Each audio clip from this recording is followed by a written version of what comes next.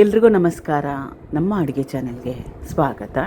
ಇವತ್ತಿನ ವಿಶೇಷ ಸ್ವಲ್ಪ ಡಿಫ್ರೆಂಟಾಗಿ ಕೇವಲ 1-2 ನಿಮಿಷದೊಳಗಡೆ ಈ ರೆಸಿಪಿನ ಮಾಡ್ಕೋಬೋದು.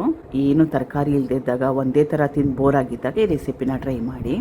2 ದೊಡ್ಡ ಈರುಳ್ಳಿನ ಸಣ್ಣ ಸಣ್ಣದಾಗಿ ಕಟ್ ಮಾಡಿ ಇಟ್ಕೊಂಡಿದ್ದೀನಿ. ಹಸಿ ಈರುಳ್ಳಿ ಇದು. ಬಿಳಿ ಈರುಳ್ಳಿ ಬರುತ್ತಲ್ಲ ಅದನ್ನು ಕೂಡ ಉಪಯೋಗ ಮಾಡ್ಬೋದು. ಚೆನ್ನಾಗಿ ಹಣ್ಣಾಗಿರೋ 1 ಟೊಮ್ಯಾಟೊ, ಕೊತ್ತಂಬರಿ ಸೊಪ್ಪು, ಸಣ್ಣದು ಮಿಕ್ಸಿ ಜಾರ್ನ ತೊಗೊಂಡಿದ್ದೀನಿ. ಇದು ಹುರಿದಿಟ್ಕೊಂಡಿರೋ ಕಡಲೆ ಬೀಜ ಅಥವಾ ಶೇಂಗಾ ಮತ್ತು ಬೆಳ್ಳುಳ್ಳಿ ಎಸಳು. ಶೇಂಗಾ ಸುಮಾರು ಒಂದು 50 ಗ್ರಾಮ್ಸ್ ಎಷ್ಟಿದೆ. ಹಸಿ ಶೇಂಗಾ ಅಲ್ಲ, ಹುರಿದಿಟ್ಕೊಂಡಿರೋದು. ಬೆಳ್ಳುಳ್ಳಿ ಎಸಳು ಸುಮಾರು ಒಂದು 7-8 ಅಷ್ಟು. ಇದನ್ನು ತರ್ತರಿಯಾಗಿ ನುಣ್ಣಗೆ ಪುಡಿ ಮಾಡ್ಕೋಬಾರ್ದು, ತರ್ತರಿಯಾಗಿ ಪುಡಿ ಮಾಡ್ಕೋಬೋದು. ಅಥವಾ ಮನೇಲಿ ಏನಾದರೂ ಒರಳೇನಾದರೂ ಇದ್ದರೆ ಕುಟ್ಟು ಕೂಡ ಸೇರಿಸ್ಕೋಬೋದು. ಬ್ಯಾಡಗಿ ಅಚ್ಕಾರದ ಪುಡಿ, ರುಚಿಗೆ ತಕ್ಕಷ್ಟು ಉಪ್ಪು, ಕಾಯಿಸಿಟ್ಕೊಂಡಿರೋ 2-3 ಚಮಚದಷ್ಟು ಎಣ್ಣೆ. ಚೆನ್ನಾಗಿ ಕಲಿಸ್ಕೋಬೇಕು. ಎಲ್ಲದ್ರ ಜೊತೆಲೂ ಚೆನ್ನಾಗಿರುತ್ತೆ. ಚಪಾತಿ ಜೊತೆಗೆ ತಿಂದ ಮೇಲೆ ನಾನು ವಾಯ್ಸ್ ಓವರ್ನ ಕೊಟ್ಟಿರೋದು.